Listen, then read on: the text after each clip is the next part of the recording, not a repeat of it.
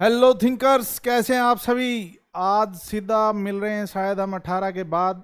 बाकी बीच में मैंने एक दो क्लास मिलन खरब सर की तो डाली थी। एक क्लास मैंने नोट्स मेकिंग की डाली थी कि बहुत ज़्यादा इम्पोर्टेंट थी। अगर अभी तक आपने वो क्लास नहीं देखी है तो मैं आपसे रिक्वेस्ट करूंगा कि अगर आपका कोई भी डाउट है नोट्स मेकिंग को लेके कि कैसे नोट्स बनाने हैं, तो आपको फैक्ट्स अबाउट एग्जाम की प्लेलिस्ट में जाके लेटेस्ट जो वीडियो है नोट्स मेकिंग के ऊपर वो हम मेरी मिल जाएगी, उसे जाके ज़रूर देखें एक बार। क्योंकि notes making revision point of view से इंपॉर्टेंट हो जाते हैं, लेकिन वो बनाने कैसे हैं वो ज़्यादा क्रूशियल टॉपिक है। ठीक है, तो चलिए आज 2 3 4 दिन का जो भी इकट्ठा मटेरियल हो गया है, मैं आज को एक क्लास के अंदर आपको नमेट देता हूँ वही। और ज़्यादा कुछ हुआ भी नहीं, बस दिवाली के उपलक्ष्य में सोना का बाबू चढ़ गया था, ये वो उल्टा ही फेर पड़ गया। बाकी लोगों ने खूब जम के शॉपिंग की, आपने भी की होगी। लगभग 75,000 करोड़ रुपए के सोना और चांदी जो है खरीदे गए, जिसमें से 15,000 करोड़ रुपए की केवल चांदी चांदी खरीदी गई। लाखों व्हीकल जो है सेल आउट हुए, ऑब्वियसली जीडीपी बूस्ट हुई। लेकिन जो दवा कुचला वर्ग है इस देश का, क्या पता उसने एक पटाखा भी खरीदा होगा या नहीं। क्योंकि ये बात मैं इसलिए कह रहा हूँ क्योंकि जो पर कैपिटा इनकम है उसके अकॉर्डिंग अगर देखें तो लगभग 2700 2800 डॉलर जो है पर कैपिटा इनकम है। लेकिन पर कैपिटा इनकम का एक ड्रॉबैक ये है कि किसी रीजन की पर कैपिटा इनकम उस रीजन की पॉपुलेशन और उसका टोटल इनकम जो है उसकी पॉपुलेशन से डिवाइड कर दो, ऐसे निकाला जाता है। इस केस में तो जो जिस देश में डिस्पैरिटी इतनी, इकोनॉमिकल डिस्पैरिटी जितनी है ज़्यादा होगी, उसमें बस ये एक नॉमिनल सी नंबरिंग लगती है, उससे करेक्ट आइडिया लेके हम आ नहीं सकते ज़्यादा। अगर टॉप के 5% अमीर भी निकाल दिए जाएं उस पर कैपिटा इनकम की कैलकुलेशन से, तो शायद अपने देश की पर कैपिटा इनकम जो पुअर कंट्री हैं वर्ल्ड की उनके बराबर आके खड़ी हो जाए। तो ऐसे में ये सोना चांदी खरीद भी शायद उन लोगों ने करी होगी जो 2 नंबर का पीछा जोड़ रहे हैं, या फिर कुछ उन लोगों ने भी जो मेहनत कर रहे हैं और शायद इसे मौका खातर, धनतेरस वगैरह खातर खरीदा होगा, सेलिब्रेट करने खातर। लेकिन जो इस देश का कामगार आदमी है, ठीक है, जो कमेरा वर्ग है, वो बहुत पिछड़ा होता चला जा रहा है, हर त्यौहार उससे दूर होता चला जा रहा है। तो कोशिश कीजिए आप सभी मिलके। आप भी अगर ऐसे परिवार में हैं तो आपके पास, मैं ये बोलूँगा कि कोई कुछ भी बोले, गवर्नमेंट जॉब ही एकमात्र ऐसा साधन है जो आपका भविष्य जो है एक बार सिक्योर कर सकती है। बाद में आप चाहे जो भी स्टार्टअप वगैरह कुछ करना हो कीजिए, लेकिन पूरा ध्यान दे के पढ़िए और अपने माँ बाप और अपना पुरानी पहले की पीढ़ी और आने वाली पीढ़ी को थोड़ा सा उनके फ्यूचर को सिक्योर करने की कोशिश कीजिए। जब मैं आपके साथ लग के मेहनत करने की कोशिश कर रहा हूँ तो आप भी मेरा साथ दीजिए। और मैं इसलिए रिक्वेस्ट कर रहा हूँ कि अगर आप इस चैनल पर नए हैं तो इस चैनल को सब्सक्राइब कीजिए, और पहले से जुड़े हुए हैं तो इस वीडियो को ज़्यादा से ज़्यादा शेयर कीजिए अपने जो क्लासमेट्स हैं उनके साथ, जो बाकी के एस्पिरेंट्स हैं उनके साथ, ताकि हम साथ के साथ मोटिवेट होते रहें, साथ के साथ काम करते रहें। ठीक है, और छोटे छोटे कदमों से ही सही अपने गोल की तरफ आगे बढ़ते रहें, और एक दिन सफलता की सीढ़ी जो है पार कर लें और अपनी मंजिल को अचीव कर लें। चलिए, मैं मनमोहन हमेशा की तरह आपके सामने लेके आया हूँ करंट अफेयर की क्लास, जो कि इम्पोर्टेंट होती है आपके एग्ज़ाम पॉइंट ऑफ व्यू से। क्योंकि कोई भी क्वेश्चन इसमें आपके वहाँ पे चमक सकता है क्वेश्चन पेपर के अंदर। तो मैं नहीं चाहता आप ये भोला वाली एक्टिंग करो वहाँ की, कुछ हाँ देखा देखा लगे लग गया, लेकिन समझ नहीं आ रहा क्या है। तो जितनी मैं मेरी कोशिश कर पा रहा हूँ, तो मल्टीपल सोर्सेज से मैं कलेक्ट करके कंपाइल करके न्यूज़ को और फैक्चुअल डाटा को आपके सामने लेके आता हूँ, जो कि मोस्ट रिलीवेंट हो सकता है, चाहे वो डिस्क्रिप्टिव एग्ज़ाम्स हो आपके या फिर ऑब्जेक्टिव एग्ज़ाम्स हो। ठीक है, चाहे वो बैंकिंग हो, सिविल्स के हो, कोई भी कॉम्पिटिटिव एग्ज़ाम हो। बाकी डे टू डे अवेयरनेस के लिए भी आपको ये न्यूज़ वगैरह ज़्यादा ज़रूरी हैं। उनसे तो अच्छा ही है कि जो ये डेली मीडिया हाउसेज वगैरह इधर उधर की बातें करते चीखते चिल्लाते, इनसे ज़्यादा अच्छा है कि आप पूरी रिलेवेंट न्यूज़ पढ़ें, ताकि आप जो इस्टेब्लिशमेंट है, गवर्नमेंट है, उससे राइट क्वेश्चन कर सकें, राइट डिमांड कर सकें उससे, और एक पॉजिटिव वे में पूरे देश की तरक्की हो। चलिए, ज़्यादा टाइम वेस्ट ना करते हुए, काफ़ी बातें हो गई, हम स्टार्ट करते हैं आज की पहली न्यूज़ से। Government of India launches 600 crore कपास क्रांति मिशन। गवर्नमेंट ऑफ इंडिया ने 600 करोड़ का कपास क्रांति मिशन जो है वो लॉन्च किया है भाई। और इस मिशन के through long staple cotton cultivation का काम किया जाएगा, जो कि कॉटन प्रोडक्टिविटी के अंदर इंप्रूवमेंट देखने को मिलेगी।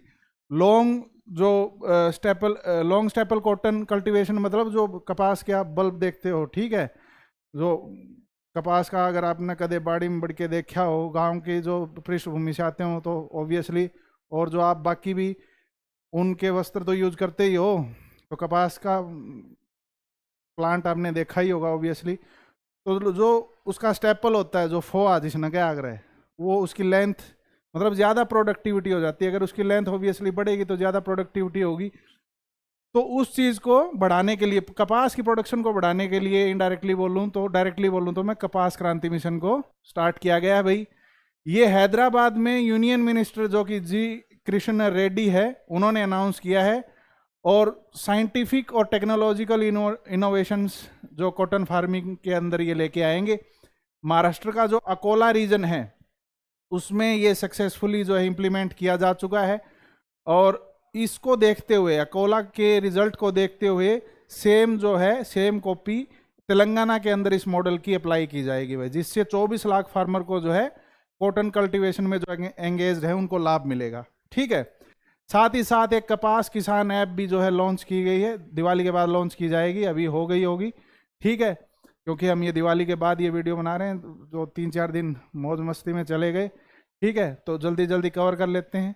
तो ये न्यूज़ थी बस। अगर आपको कोई पूछे कपास मिशन क्या है तो आपको थोड़ा याद होना चाहिए। ठीक है, चलिए next news is NITI Aayog's women entrepreneurship platform and DP World launch we rise initiative. दरअसल जो एक इंक्लूसिविटी को बेहतर करने के लिए, विमेंस की को इंक्लूड करने के लिए आजकल के जो बिजनेस स्टार्टअप्स हैं उनके अंदर, उसके लिए ये इनिशिएटिव लिया गया है। किसके द्वारा? नीति आयोग का जो विमेन एंटरप्रेन्योरशिप प्लेटफॉर्म है वो, और डीपी वर्ल्ड। डीपी वर्ल्ड क्या है? एक लॉजिस्टिक जो है कंपनी है भाई। लॉजिस्टिक मतलब ट्रांसपोर्ट वगैरह से रिलेटेड। ठीक है, तो वी राइज विमेन एंटरप्रेन्योर्स री imagining inclusive and sustainable enterprises. ठीक है, एक तरीके से अवार्ड टू रिवार्ड एक फ्रेमवर्क जो है तैयार किया जा रहा है, जिसके थ्रू सपोर्ट किया जाएगा 100 हाई पोटेंशियल विमेन को, जो micro, small and medium enterprises वगैरह के अंदर काम करती हैं। ये एंटरप्राइजेज क्या होते हैं कि स्टार्टअप, माइक्रो अगर छोटा है, इसकी कुछ लिमिट्स होती हैं, जैसे लागत के हिसाब से, रिवेन्यू के हिसाब से। वो डिटेल में जब हम सेक्टर्स करेंगे इकोनॉमी के अंदर, मैं आपको डिटेल के अंदर बताऊंगा। अभी के लिए समझिए कि छोटे स्टार्टअप जो हैं उनको micro, small, medium enterprises, MSME sectors बोलते हैं, जिनके लिए काफ़ी स्कीम्स वगैरह भी चलाई गई हैं, चाहे वो उनको मतलब सब्सिडी देने का काम हो, चाहे उनको लोन वगैरह देने का काम हो। ठीक है, तो MSME सेक्टर के अंदर विमेंस की पार्टिसिपेशन को बढ़ाए जाने की बात की जा रही है। ठीक है, और इन सेक्टर में क्या होगा?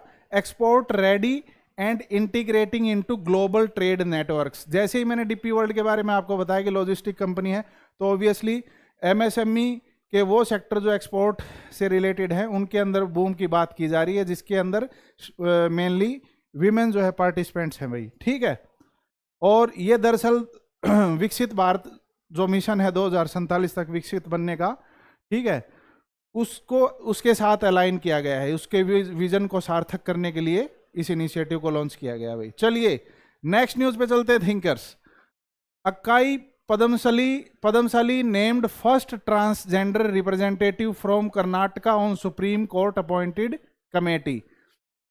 अक्काई पद्मशाली एक ट्रांसजेंडर हैं और ट्रांसजेंडर के राइट्स के ऊपर एक कमेटी जो है गठित की गई महाराष्ट्र के अंदर। तो ये पहली ऐसी ट्रांसजेंडर बनी है जो कि उस कमेटी की मेंबर बनी है।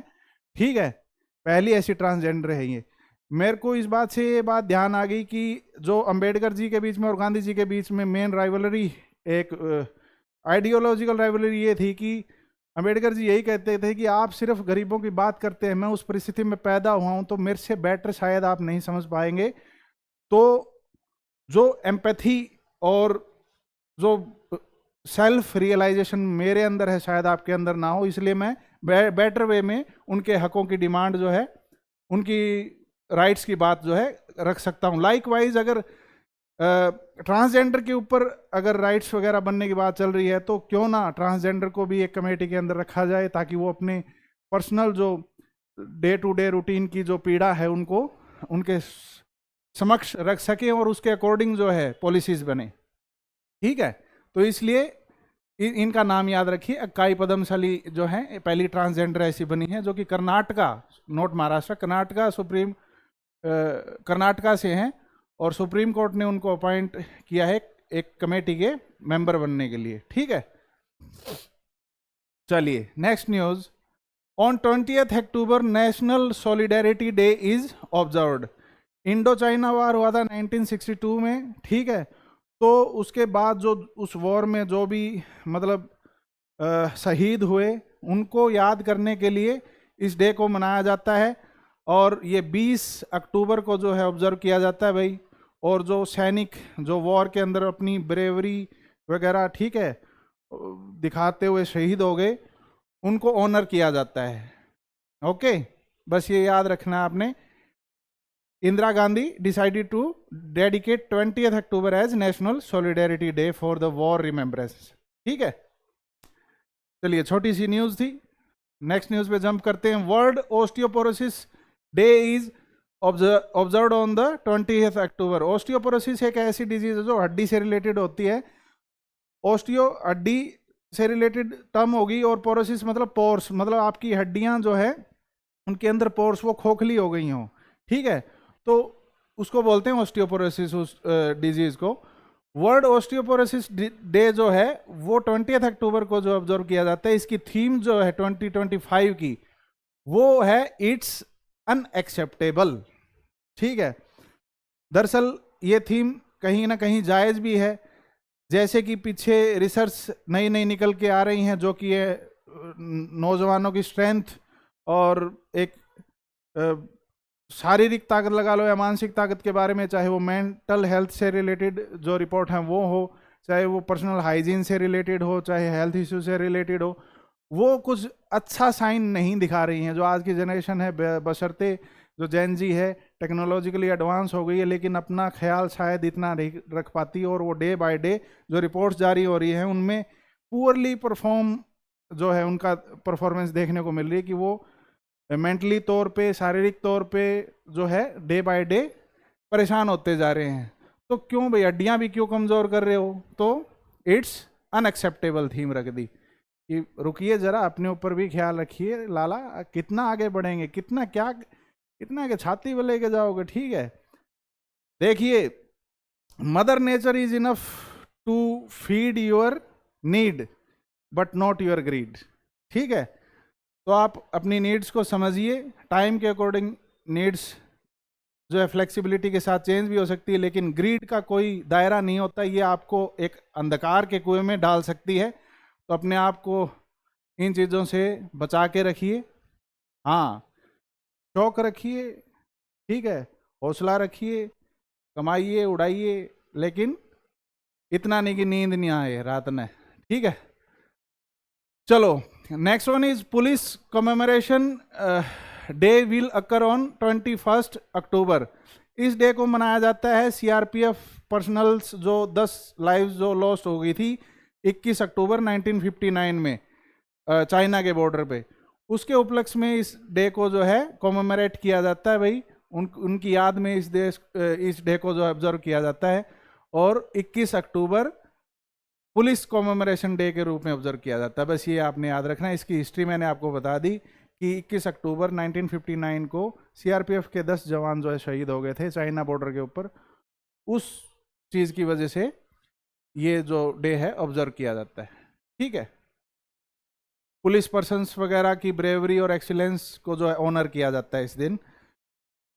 Next news, Indian origin historian Sunil Amrith wins British Academy Book Prize for the Burning Earth. ये एक हिस्टोरियन है सुनील अमृत, इन्होंने ब्रिटिश एकेडमी बुक प्राइज जो है वो जीता है। उन्होंने एक बुक लिखी है एनवायरमेंटल हिस्ट्री अर्थ की 500 साल की। ठीक है, ये एक नॉन फिक्शनल राइटिंग है और ह्यूमैनिटीज़ और सोशल साइंस से रिलेटेड है। अगर आप ह्यूमैनिटीज़ और सोशल साइंस में इंटरेस्टेड हैं तो आप ये बुक ज़रूर खरीदें और पढ़ें। अच्छी रिसर्च, वेल रिसर्च बुक है, ठीक है। और इसके लिए इनको अवार्ड मिला है भाई। तो ये बात याद रखना कि बुक का नाम कहीं दिखे या राइटर का नाम कहीं दिखे तो एक दूसरे को बैलेंस कर लेना, ठीक है। Next one is what is dual valuation framework. देखिए, जो पेंशन पीएफ वगैरह आपका कटता है या पेंशन स्कीम जो है, ठीक है, चाहे वो अटल पेंशन योजना हो, चाहे नेशनल पेंशन स्कीम वगैरह हो, कि आपका कुछ अमाउंट जो है सैलरी में से डिपॉजिट होता रहता है उस फंड के अंदर। तो गवर्नमेंट देखिए उस आपको उसके ऊपर इंटरेस्ट कैसे देती है, वो भी कहीं ना कहीं इन्वेस्ट करती होगी और सबसे सेफ ऑप्शन में ही इन्वेस्ट करेगी।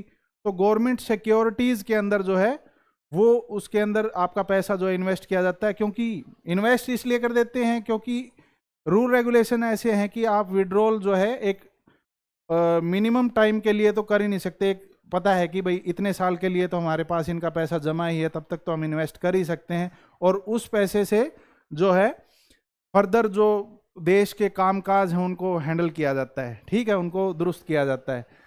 तो जो गवर्नमेंट सिक्योरिटीज़ है जिनके अंदर आपका पैसा जो कि पेंशन फंड के अंदर जमा होता है उसको इन्वेस्ट किया जाता है, उसके ऊपर जो इंटरेस्ट इनकर होता है, जो इंटरेस्ट मिलता है वो मार्केट टू मार्केट और एक्योर बेसिस पे मिलता है। मतलब इस फ्रेमवर्क के तहत पहले क्या होता था, मार्केट टू मार्केट बेस, जैसे आज की क्या मार्केट है फ्लैक्चुएट वगैरह करता रहे चीजें, तो जैसे फ्लैक्चुएट हुआ तो साथ की साथ इंटरेस्ट रेट जैसे फ्लक्चुएशन करता है, तो राइट एक इंटरेस्ट रेट कई बार ऑब्जर्व नहीं कर पाते, तो साथ में जो है इसके क्या कर दिया कि एक एक्रूअल बेसिस जिसको बोलते हैं, ये एक तरीके से कॉमर्स वाले ज़्यादा इजीली समझेंगे कि एक टाइम पे जैसे रिवेन्यू, आज रिवेन्यू काउंट किया है तो आज के हिसाब से रिवेन्यू की दर जो है नोट की जाएगी, ठीक है, और एक्सपेंसेस आज हुए हैं कल हुए हैं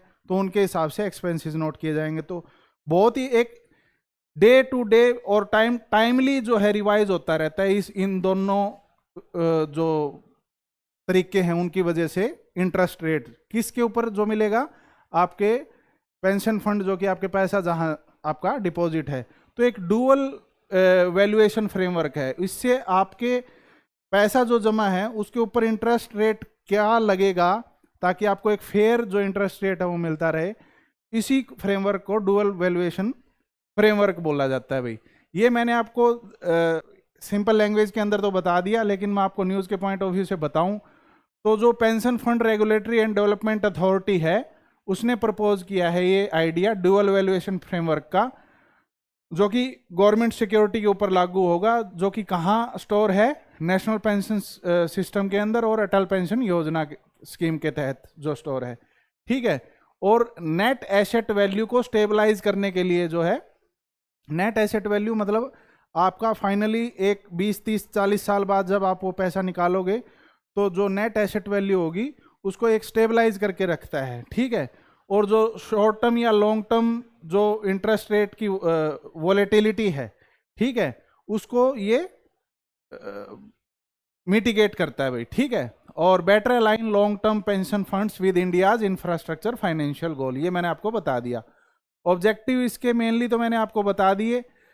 ये क्या है कि government security to be valued on both, मैंने बोला कि दोनों तरीके से वैल्यू की जाएगी गवर्नमेंट सिक्योरिटी का जो इंटरेस्ट रेट है, मार्केट टू मार्केट, यानी आज कुछ इंटरेस्ट रेट है कल कुछ इंटरेस्ट रेट है तो उसको भी मद्देनजर रखा जाएगा, और एक्रूअल बेसिस, ठीक है, कि जब फाइनली रिवेन्यू तय होगा उस दिन का और एक्सपेंसेस जो डिसाइड होंगे उस दिन के जो इंटरेस्ट रेट होंगे उस हिसाब से भी एक हाइब्रिड मेथड जो है वो यूज़ किया जाएगा। ज़्यादा आपको इतना फाइनेंशियल कैलकुलेशंस करने की जरूरत नहीं है। मतलब बात यह है कहने की, जो भी पेंशन फंड के अंदर किसी का पैसा स्टोर है 20-30 साल के लिए, उसके ऊपर जो इंटरेस्ट रेट मिल रहा है वो थोड़ा सा और जस्टिफाई हो जाता है इस फ्रेमवर्क के साथ। बस ये है, बस इस मॉडल का नाम बस याद रखना। हाँ, बस कहीं डिस्क्रिप्टिव अगर आंसर लिखना हो आपने तो थोड़ा सा लिखने में इजी हो जाता है। कई बार ईपीएफ वगैरह के ऐसे एग्जाम्स वगैरह के अंदर लिखना या यूपीएससी वगैरह स्टेट पीसीएस वगैरह के अंदर जरूरी हो जाती है चीज़ें ये, ठीक है, चलिए नेक्स्ट न्यूज है हमारी आर्म्ड फोर्सेस की। जो 2023 से 2032 के बीच में, इस डिकेड में हमने काफ़ी जो रिफॉर्म्स लेके आने की सोची है कि जो ब्रिगेड वगैरह हैं उनके अंदर जो है रिफॉर्म्स लेके आए, हम उनको टेक्नोलॉजिकली जो एडवांस बनाएं। तो उसके ब्याह पे अगली न्यूज जो है बेस्ड है Rudra brigade, Bhairav battalion, Shaktibaan and Divyastra. ये क्या है ये हम देखते हैं। एक तरीके से रीस्ट्रक्चरिंग और मॉडर्नाइजेशन प्रोग्राम का नाम दिया गया है क्या, डिकेड ऑफ ट्रांसफॉर्मेशन। डिकेड मतलब दशक, दशक कौन सा, 23 से 32, जिसका मेन एम है आर्म्ड फोर्सेस को रिशेप करना, एजाइल बनाना, मतलब एक ready to move, ready to attack, ठीक है, क्विक फोर्स बिल्कुल, और टेक्नोलॉजिकली ड्रिवन हो वो, और फाइटिंग मशीन्स के साथ इंटीग्रेट हो। ये अनाउंस हुआ था विजय दिवस जो कि 26 जुलाई 2025 को था। उस दिन अनाउंस किया था किसने, chief of army staff general Upendra Dwivedi ने, ठीक है। और ये स्ट्रक्चरल रिफॉर्म की बात करता है इस डिकेड के अंदर। बात करें अलग अलग इन ब्रिगेड्स की, रुद्र ब्रिगेड की बात करें तो ये एक integration of all arms warfare, एक ऐसी ब्रिगेड जिसके अंदर सारी आर्टिलरी वगैरह और काफ़ी टाइप के टेक्नोलॉजिकल जो एडवांस जो मशीनरी है वो यूज़ की जाएगी। Each Rudra brigade function as self sufficient combat entity.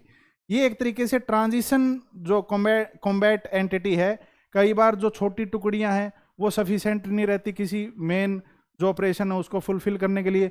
कई बार जो स्पेशल फोर्सेस की टुकड़ियां हैं जो ज़्यादा एडवांस हो जाती हैं तो उनको भी वहाँ डिप्लॉय नहीं कर सकते। तो एक ट्रांजिशनल रुद्र ब्रिगेड एक ट्रांजिशनल कॉम्बैट एंटिटी है जो कि सेल्फ सफिशिएंट है किसी भी ऑपरेशन को टैकल करने के लिए विदाउट एनी एक्सटर्नल रीइंफोर्समेंट की, ठीक है। और इसके अंदर क्या क्या इंक्लूड है, एक जो एडवांस्ड जो टेक्नोलॉजिकल आर्टिलरी वगैरह और सारी चीज़ों से लेस जो ये कॉम्बैट एंटिटी है।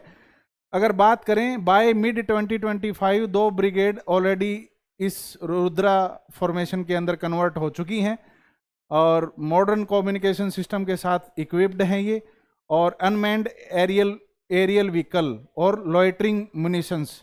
अनमैन्ड एरियल व्हीकल मतलब आप समझिए कि ड्रोन वगैरह, और लॉइटरिंग मुनिशंस ऐसी एमिनेशंस होते हैं कि आप उसको ड्रोन बोल लो चाहे, कि जब तक उसको टारगेट दिखेगा नहीं और वो टारगेट को हिट नहीं करेगा तब तक वो ब्लास्ट नहीं होगा, ठीक है। पहले वो देखेगा, फिर टारगेट सेट होगा, फिर उसके ऊपर जाके हिट करेगा।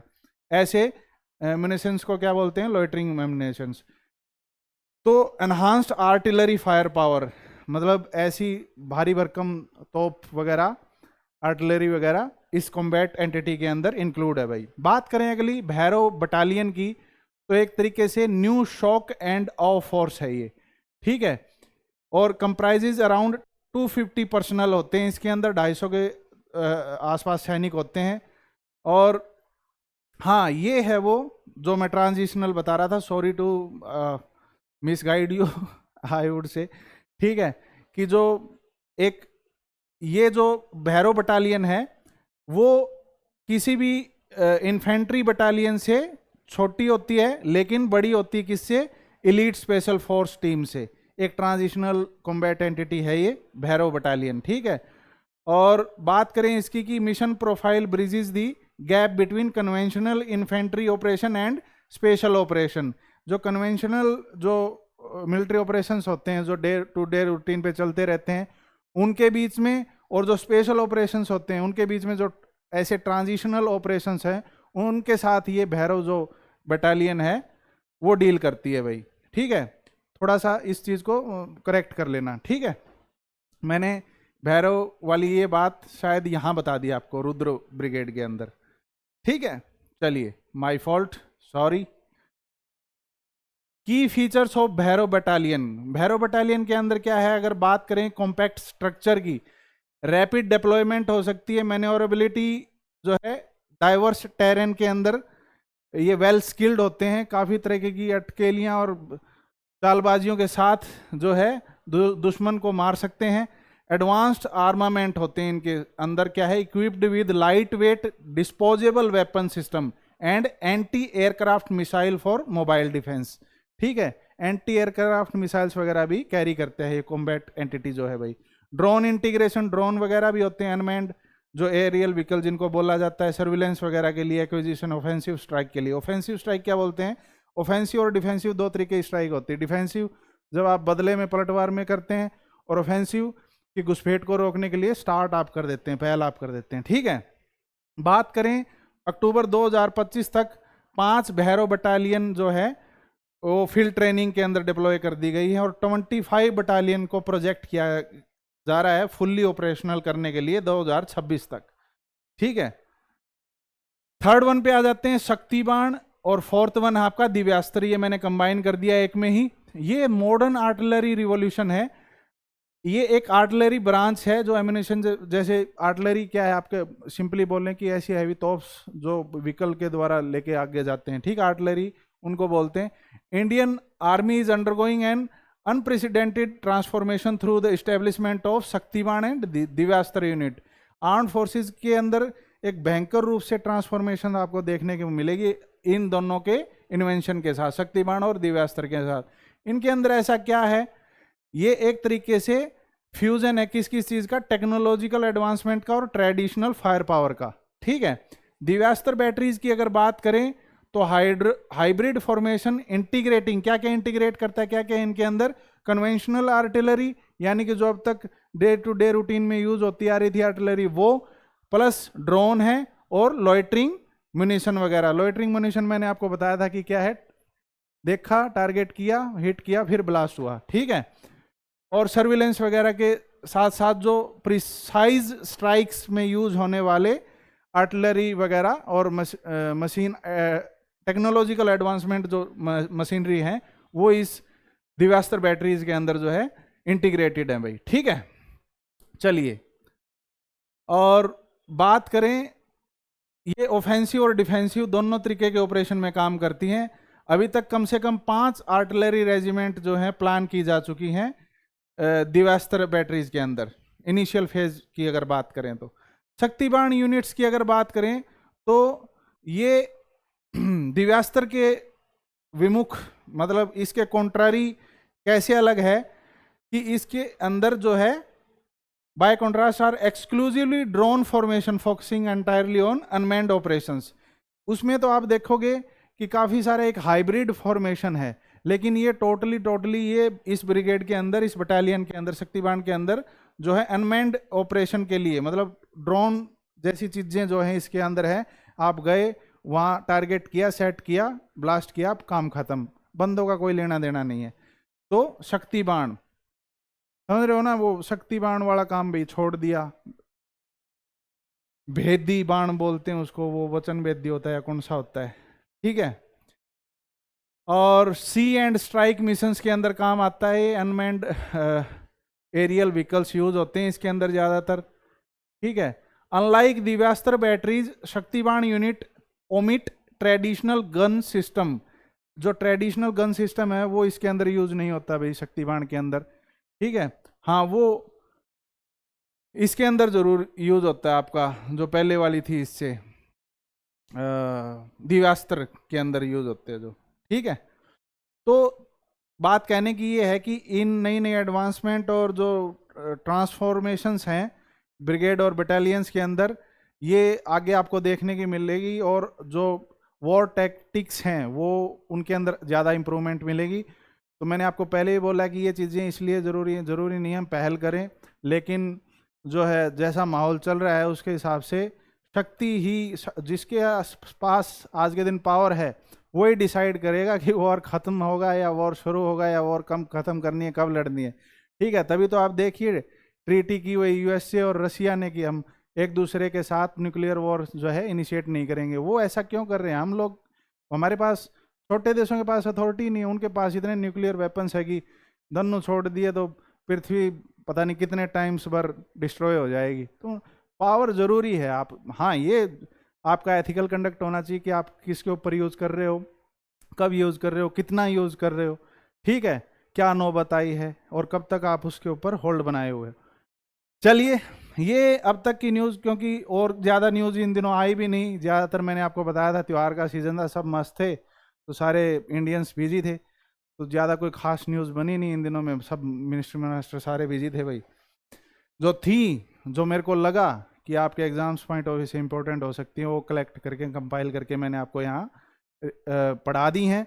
इसकी पीडीएफ आपको हमारे टेलीग्राम चैनल के ऊपर मिल जाएगी, और हमारे टेलीग्राम और व्हाट्सएप चैनल का लिंक इस वीडियो के डिस्क्रिप्शन के अंदर आपको मिल जाएगा। अगर आपका कोई और भी एजुकेशनल डाउट है, आपके कोई समस्या आ रही है, तो हमारे साथ आप अपनी समस्या साझा कर सकते हैं। इस पट्टी पे हमारा व्हाट्सएप नंबर चल रहा है, तो आप डीएम कर सकते हैं। हम ज़रूर हर मुमकिन हेल्प जो है आपकी करेंगे। Thank you very much thinkers for watching us. ऐसे ही प्यार बनाए रखें, और ऐसे ही हम आपके साथ बने रहें, आप हमारे साथ बने रहें, और जो है आपकी जर्नी के साथ साथ आपकी कामयाबी का भी हम हिस्सा बने। Thank you very much. फिर मिलेंगे अगली क्लास के साथ।